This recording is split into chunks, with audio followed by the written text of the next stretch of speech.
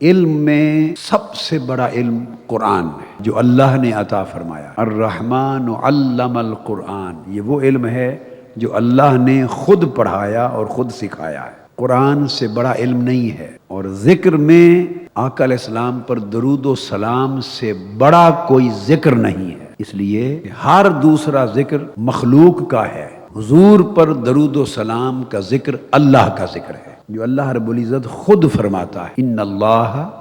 وملائکتہ یصلون علی النبی یا ایھا الذین آمنوا صلوا علیہ وسلموا تسلیما۔ تو جو ذکر مخلوقات کے لیے، عباد کے لیے، مسلمانوں کے لیے واجب کیے گئے، لا الہ الا اللہ کا ذکر، اللہ کے اسماء پاک کا ذکر، نماز کا، قرآن، تمام اذکار، ان اذکار میں درجہ بندی ہے کہ لا الہ الا اللہ افضل الذکر لا الہ الا اللہ۔ جو اذکار العباد ہیں یعنی بندوں کے ذکر ہیں، یہ ایک بڑا خاص علمی اور لطیف نکتہ ہے۔ جو اذکار العباد ہیں بندوں کے لیے واجب کیے گئے ذکر ہیں، ان میں تو سب سے اونچا ذکر لا الہ الا اللہ ہے، مگر ذکر کو مطلق ذکر کے طور پہ لیا جائے جو صرف بندوں کے لیے واجب نہیں، تو مطلقاً علی الاطلاق بطور ذکر سب سے اونچا ذکر وہ ہے جو اللہ تعالیٰ خود فرماتا ہے، جو اس نے اپنے ذمہ کرم پر از خود لے رکھا ہے، اور خود اپنے لیے جس ذکر کو اس نے منتخب کر رکھا ہے، اور خود جو ذکر کرتا رہتا ہے، تو وہ چونکہ خالق کا ذکر ہوگا اور وہ اذکار عباد سے یقیناً بلند ہے، اور اللہ کا ذکر جو اللہ کرتا ہے وہ درود سلام ہے، اور وَرَفَعْنَا لَكَ ذِكْرَكَ، اور ہم نے آپ کا ذکر بلند کیا۔ فضیلت علم سے مراد فضیلت حلقات علم قرآن ہے۔ حلقات عرفان القرآن کے نام سے ملک بھر میں حلقات قائم کرنا، اور فضیلت ذکر سے مراد درود و سلام کا ذکر ہے آقا علیہ الصلوۃ والسلام پر، تو ملک بھر میں حلقات درود قائم کرنا۔ آقا علیہ السلام نے فرمایا مجھے خوف ہے اس امت پر ان منافق لوگوں کا جو قادر الکلام ہوں گے، جو لسان پر قدرت رکھیں گے، یعنی طلاق اللسان ہوں گے، اور بڑی طلاقت لسانی کے ساتھ بات کریں گے، خطاب کریں گے، بات اپنی ایکسپریس کر لیں گے، ما فی الضمیر اظہار کر لیں گے، جس ڈھب چاہیں رخ بات کا موڑ لیں گے، جو رنگ چاہیں بات کو پہنا لیں گے، اور سامعین سادہ لوگ ہوں گے میری امت کے۔ آقا علیہ السلام نے فرمایا ایسا زمانہ آئے گا کہ ان کے دلوں میں نفاق ہوگا، عمل میں منافق ہوں گے، نیتیں بد ہوں گی، مگر زبان پر قادر ہوں گے، اس قدرت کلامی کی وجہ سے میری امت کو گمراہ کر دیں گے۔ دو چیزیں یاد رکھ لیں، تحریکوں میں، دین کی تحریکوں میں علم سے بڑا اسلحہ کوئی نہیں۔ علم اور عمل صالح اور اخلاق حسنہ، ان تین چیزوں سے بڑا دینی تحریک میں کوئی اسلحہ نہیں ہے۔ اللہ رب العزت کی عزت کی قسم کھا کے بتا رہا، جو شخص کسی دین کی تحریک کا کارکن ہے، جماعت کا، اگر وہ مسلح ہونا چاہے تو سب سے بہتر اسلحہ یہ تین چیزیں اسلحہ ہیں۔ اگر تحریک کثرت کے ساتھ لوگ اس میں شامل ہیں اور وہ یہ تین اسلحے اس تحریک کا ہر سپاہی اٹھا لے، اس تحریک کی کامیابی کی منزل کو کوئی روک نہیں سکتا۔ اب اس تحریک کی شومی یہ قسمت ہوگی کہ جس کے پاس ان کے زمانے میں موجود جو علمی سرمایہ دوسری جماعتوں، تحریکوں، اداروں، قیادتوں کے پاس ہوتا ہے، کسی تحریک کے پاس کائنات ارضی پر سب جماعتوں اور اداروں سے بڑھ کر اعلیٰ علمی سرمایہ ہو، اور وہ تحریک پھر علم سے تہی دامن رہے۔ اللہ رب العزت کا شکر ہے، آقا علیہ السلام کے نالین پاک کا صدقہ ہے، میرے علم میں، میری اطلاع میں، میری خبر میں، میرے نالج میں اللہ رب العزت کی عزت کی قسم کھا کے کہہ رہا ہوں، میرے علم اور اطلاع میں اللہ نے اس دور میں، اس زمانے میں، اس کو آپ جتنا پھیلا لیں، پیچھے بھی اور آگے بھی، جو خیرات علم کی اللہ نے آپ کو دی ہے، یہ روئے زمین پر اس وقت اس زمانے میں کوئی جماعت، کوئی ادارہ، کوئی تحریک اور کوئی خطہ، جو کسی جماعت کی نسبت سے بات کر رہا ہوں، وہ اتنی بڑی خیرات کا حامل نہیں ہے۔ روئے زمین پر خزانہ آپ کے ہاتھ میں ہے، عرفان القرآن۔ کوئی شخص قرآن مجید کے ترجمے سے خالی نہ رہے۔ اگر ترجمہ قرآن بھی نہیں ہے اور آپ لوگ قرآن مجید کی تلاوت کرتے اور ترجمہ بھی نہیں پڑھتے، تو پھر آپ یوں سمجھیں کہ آپ نے کچھ کمایا نہیں ہے، سب کچھ کھو دیا ہے۔ میں 5 کتابیں آپ کو بتاتا ہوں، وہ ہر شخص کے گھر ہونا لازم ہے۔ ایک ترجمہ قرآن عرفان القرآن، دوسری کتاب المنہاج السوی حدیث کی، تیسری کتاب التوحید 2 جلدوں میں ہر صورت ہونی چاہیے، عقیدہ درست رکھنے کے لیے اور اپنی نسلوں کو صحیح عقیدہ پہنچانے کے لیے، اور کبھی کوئی بات کر لے تو تاکہ آپ کو ضرر نقصان نہ پہنچ جائے۔ کتاب التوحید 2 جلدیں۔ چوتھی کتاب میلاد النبی، آقا علیہ الصلوۃ والسلام کی شان اقدس کے لیے، اور 5ویں سیرت الرسول کا جو مقدمہ ہے 2 جلدوں میں، نیلی جلد والا تازہ موجودہ 2 جلدوں میں مقدمہ سیرت الرسول۔ آقا علیہ السلام نے فرمایا لوگو تمہارے لیے سن لو، دین کا بہترین عمل وہ ہے جو آسان ہو، کسی کو مشکل میں نہ ڈالے، اور جو آسانی سے جس پر بندہ عمل پیرا ہو سکے، اس عمل کو آقا علیہ السلام نے فرمایا وہ دین کی خیر ہے،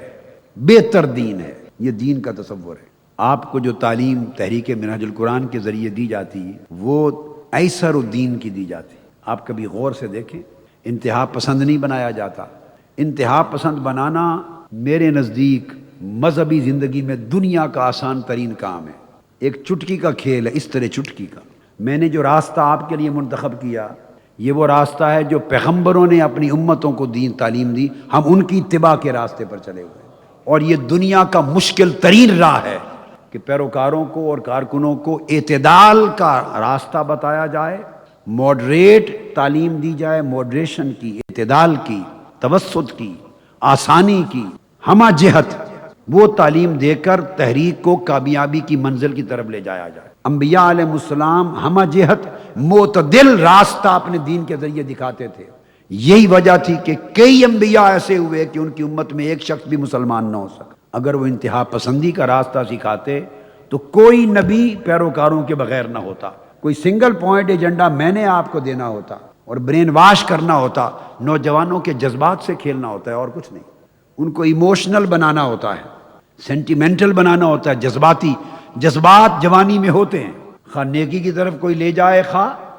بدی کی طرف لے جائے۔ امت مسلمہ کا نوجوان جذبات ہوتے ہیں،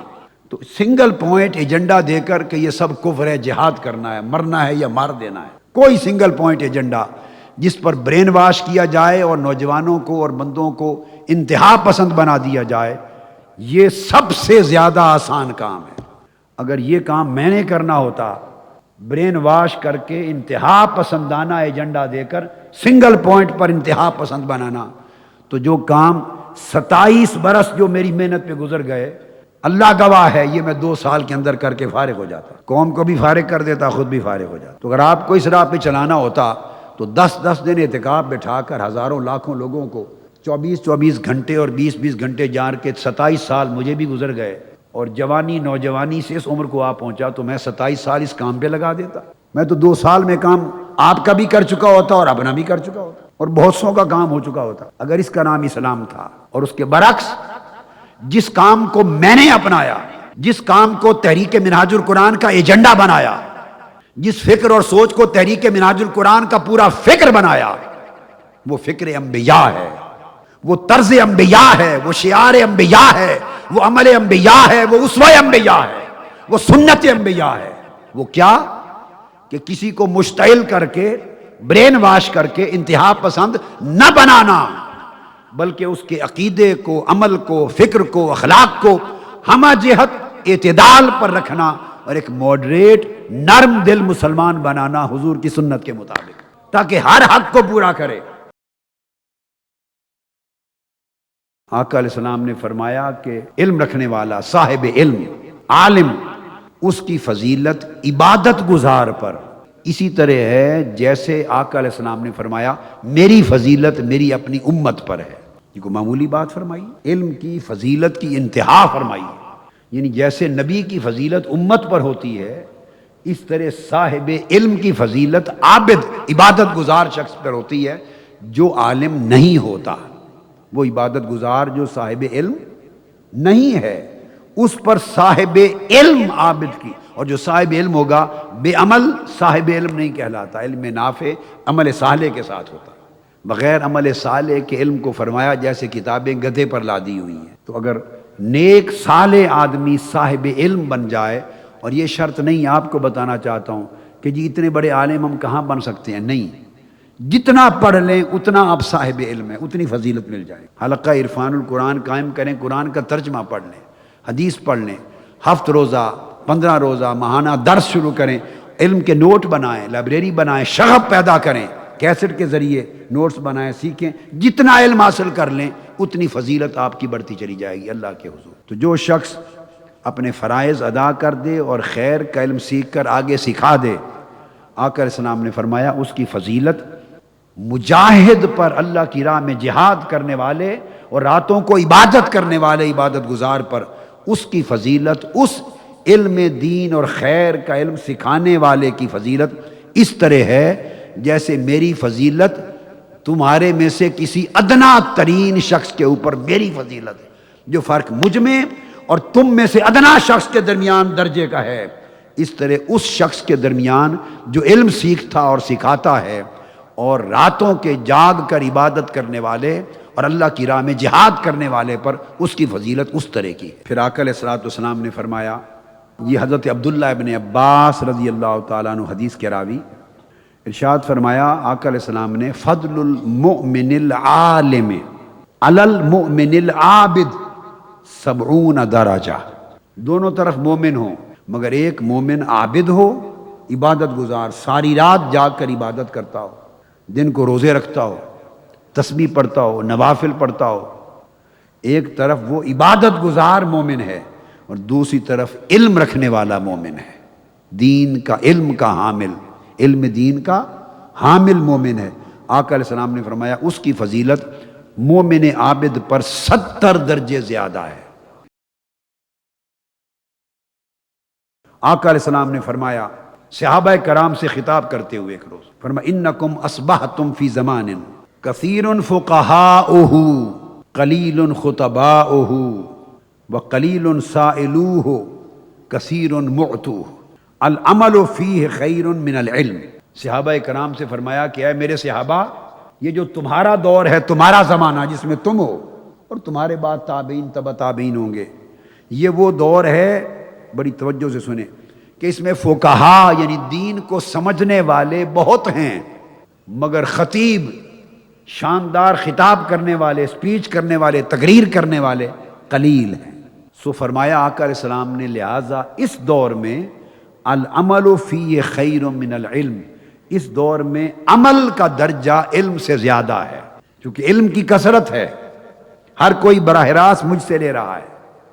اور طلبگار سائل جنہیں معلوم نہ ہو وہ کم ہیں، اہل علم زیادہ ہیں. لہذا فرمایا اس تمہارے زمانے میں زیادہ فضیلت عمل کی ہے. حضرت ابو ہریرہ رضی اللہ تعالیٰ عنہ وہ فرماتے ہیں، اگر میں کچھ لمحے بیٹھ کر دین کی فقہ کا علم حاصل کروں،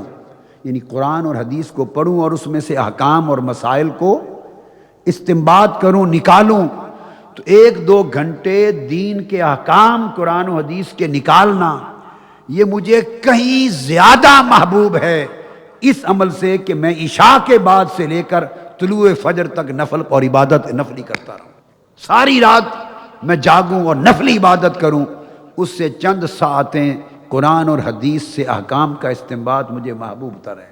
یہ حضرت ابو ہریرہ رضی اللہ تعالیٰ عنہ فرما رہے ہیں. صحابہ کرام کا شغف علم کیا تھا؟ تحریک کے کارکن سارے کام کرتے ہیں، دعوت کے لیے بھاگ کھڑے ہوں گے، سارے کام کر لیں گے، مگر شغف علم، علم کا کلچر اپنے اندر پیدا نہیں کیا. اب آج کے بعد آپ کا سب سے اول فریضہ تحریک منہاج القرآن کے ذریعے آقا علیہ السلام کی امت میں علم کے کلچر کو زندہ کرنا آپ کا فریضہ ہے. گھر گھر لائبریری بنانا، قرآن ما ترجمہ، تفسیر، کتب حدیث، آپ کے پاس اپنا ذخیرہ سینکڑوں کتب کا ہے، پھر اس کے بعد اور کوئی حد ہی نہیں ہے کتب کی اور اکابر اور بزرگوں کی، جن کی چاہیں پڑھیں، مطالعے کو شغف بنائیں، اپنے اوپر سونا حرام کر لیں ہر رات جب تک کچھ نہ کچھ پڑھ نہ لیں. کچھ تسبیح کریں، اللہ اللہ کریں، نماز پڑھیں اور کچھ مطالعہ کریں، گھنٹہ، آدھا گھنٹہ، 2 گھنٹے، گھنٹہ مطالعہ کریں، ترجمہ کے ساتھ قرآن پڑھیں، المنہاج السوی پڑھیں، عقائد کی کتاب التوحید پڑھیں، آقا علیہ السلام کی سیرت الرسول پڑھیں، حضور کی تصوف کی حسن اعمال پڑھیں، حسن اخلاق پڑھیں، حسن احوال پڑھیں، تذکرے اور صحبتیں پڑھیں، بے شمار سینکڑوں کتب ہیں احادیث کی، کو 70 کے قریب تو صرف حدیث پر کتابیں آ چکی ہیں اب تک، 60 سے 70 کے درمیان ترجمے کے ساتھ ہیں. کیا مشکل ہے آپ کو؟ اور جو پڑھیں اس کو یاد کریں، حفظ کریں، صبح پھر سنائیں. یہ صحابہ کرام، تابعین اور تبع تابعین درجنوں 50 کی تعداد میں ایسے ہیں کہ وہ صرف مذاکرہ علم کی بات 2 3 4 صحابہ، 2 3 4 تابعین، اور جن کو کوئی اپنا سنگتی رفیق ہم نشین نہ ملتا وہ بچوں کو اکٹھا کر لیتے اور رات بھر بیٹھ کے انہیں حدیثیں سناتے، ایک دوسرے سے حدیث سنتے سناتے. کسی نے پوچھا ساری رات یہ شغف کیوں کرتے ہیں؟ کہتے ہیں اسی مذاکرہ سے آقا کی حدیث یاد ہوگی اور یہ آگے امت تک پہنچے گی تاکہ غلطی نہ رہے، سینے میں محفوظ رہے. اگر کوئی نہ ملتا تو بچوں کو سنا دیتے. کسی نے پوچھا یہ تو اس عمر کو نہیں پہنچے کہ حدیث اور علم کو سمجھ سکے، ان کو کیا سنانے کا فائدہ؟ فرمایا یہ اگر نہیں سمجھتے تو ان کا شغف پیدا ہوگا، مجھے یاد ہو جائے گا. یہ تابعین کیا کرتے تھے.